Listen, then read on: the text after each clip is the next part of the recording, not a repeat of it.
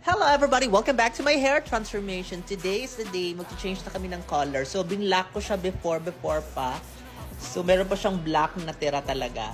So, ngayon is magla-light kami ng color. Actually, red ulit. Pero sabi ko sa kanya, gagawin ko siyang a little bit on the red na light side. Hindi na masyadong dark para maiba naman. Kasi bagay siya sa ganitong length ng hair.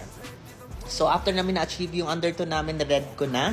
Kaya para kitang-kita talaga at bagay naman sa kanya, halos lahat ng color bagay talaga sa kanya. Halos lahat ng gupit bagay din sa kanya.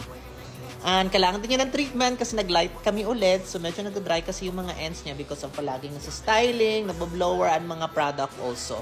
And kailangan din niya ng treatment. So this is the final result. As you can see, bagay na bagay sa kanya. I hope you like it and you learn from today. Thank you so much for watching and have a good day. Bye!